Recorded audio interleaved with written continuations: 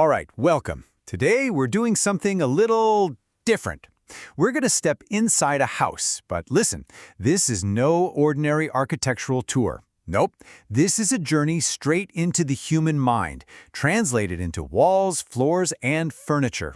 So just think about this for a second. What if your home wasn't just, a place to sleep and eat? What if it was more like a diary of your mind? A place where every single design choice, from the color on the walls to the pattern on the floor, was basically a page in the story of you? Well, that's exactly what we're going to explore.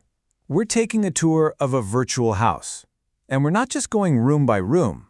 We're going thought by thought to decode the blueprint of a self. And our tour kicks off right at the front door. Okay, first stop is the entryway.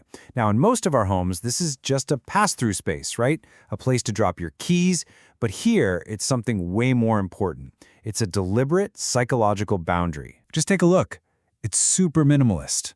The design is intentionally sparse. No distractions, no decorations trying to make a big first impression. That's because this isn't about welcoming others in. It's about filtering what comes in with you. It's like a conscious checkpoint, a place to leave the energy of the outside world, well, outside. And this quote just nails the whole idea. Most of us, we use an entryway mirror for that last-minute check before we face the world. But here, its purpose is completely flipped. It's for self-reflection when you get back home, a moment to reconnect with your true self.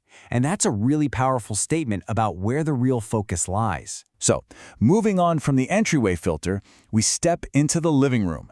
If the entry is the boundary, this is the command center. It's a space where the internal world engages with the external, where control and chaos actually find a way to coexist. The first thing you see are these walls. They feel alive. This intense, wavy, almost hypnotic pattern, it's not just decoration. It's a visual of a restless mind, one that's always thinking, processing, moving. But instead of trying to fight that inner motion, the creator here just put it right on the wall. And yet, inside all that motion, the furniture creates this incredible sense of harmony. You've got the black and white sofa, which is all about duality, that yin and yang balance. Then you've got this gold-legged table, which injects a sense of aspiration and self-worth. And then, there it is, that super organized workspace, a zone for focus and for action. It's a wild mix of big ideas and practical execution, all in one room. And this is the core philosophy of the whole space. It's radical acceptance. It's not about trying to silence the inner noise, but about finding your center right in the middle of it. It's about building your own sense of peace, not waiting for the world to give it to you. Now we're going to step into the most private space of all, the bedroom.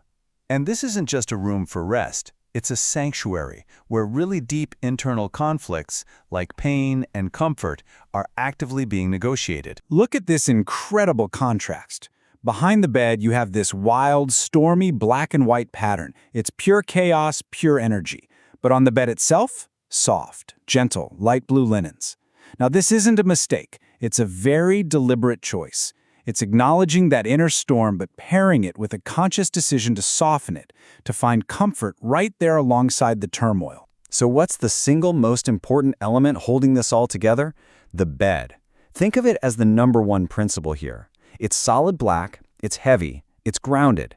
It acts as an anchor in that storm. And the color black here isn't morbid. It represents protection, strength, a safe, unapologetic space for pain. It basically says, the weight I carry has a place to rest right here. From the sanctuary, we move to what I can only call the identity lab, the closet. So forget simple storage. This space is designed as a dynamic workshop for choosing, trying on, and literally constructing who you are each and every day. So the defining feature here is the zebra print wallpaper. Now, let's think about actual zebras for a sec. In nature, their stripes are a survival mechanism. The patterns of a whole herd moving together make it really hard for a predator to single out and attack any one animal. It's a form of visual defense, a way of blending in to stay safe. But the designer here didn't just use black and white. They made a really bold choice. So you have to ask, why would you add bright, unmissable yellow to a pattern that's all about camouflage? Because this isn't about hiding. Not at all. Adding that yellow completely transforms the meaning. Yellow is the color of visibility, right? It's a warning sign in nature, like on bees or tigers.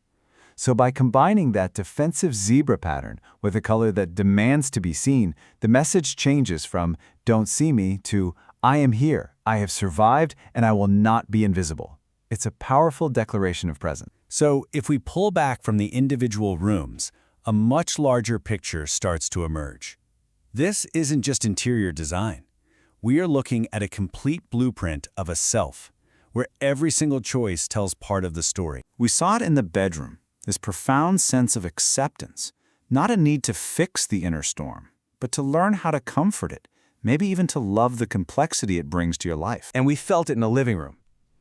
That was a lesson in agency, a recognition that even when life is a chaotic, swirling pattern, you can always choose how you position yourself right in the middle of it. And finally, the closet showed us that identity is a daily choice. It's an active process of deciding what parts of yourself you carry forward and what parts you're ready to let go of. So when you put it all together, the boundary, the command center, the sanctuary, the lab, you realize this was never just a virtual house. It's a complete and complex self-portrait rendered in 3 dimensions. And that leaves us with a final, powerful thought. A life, just like a home, is built one choice at a time. So, what story do your own spaces tell about you?